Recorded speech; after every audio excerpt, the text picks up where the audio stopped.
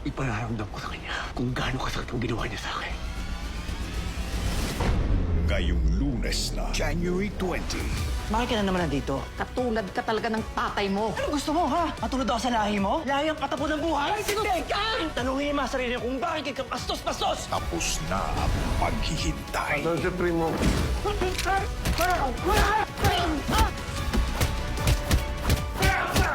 Tumama ka sa amin. Sabi ko na, Amanda, ikaw yung nakita ko. Huwag kang makialam dito, Divina. Sila primo! Walang pagsabayan na tayo!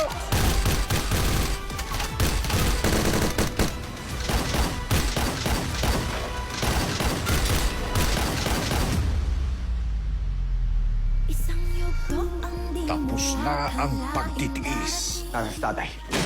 Gol, ano pinaplano mo? Alam mo ang ginagawang pagmamaltrato sa akin ni tatay mula nung bata ako. Bakit pinagsalagay sa akin? Umasa ako. Magbabago ang pagtingin sa'yo ni Rigor. Papatayin ko siya! Huwag kang mo! Masasaktan ng nanay mo! Ako ba na lang?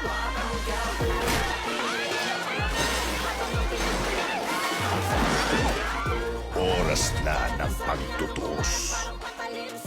Iintayin ko siya! Hindi ako papayag na palagpasin itong araw na to. Hanggang di ako nakakagad sa kanya! Habang buhay yan, hindi tayo matatahimik dito. Parating na yung tatay mo. Wala akong pakialam kahit mabulong ako sa kulungan. Basta mapatay ko siya ngayong araw na to.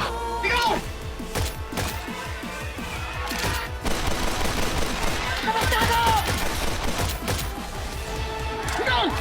Tumutok ka na sa gabi ng paghiganti. Kaya pala mula nung bata ako, hindi ako nakaranas sa pagmamahal sa'yo dahil hindi mo pala ako tunay na anak! Ngayon, alam mo na, sa pamamagitan ng kabaho ko, kita papatayin! Tapusin na natin to!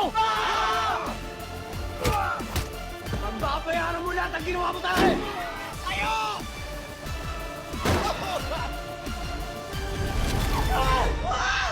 At ang pinakaabangang revelasyon, mangyayari na. Tatay mo pa rin siya!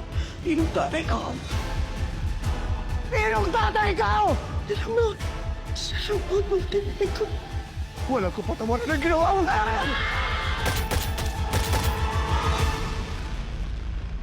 FPJ's Batang Quiapo.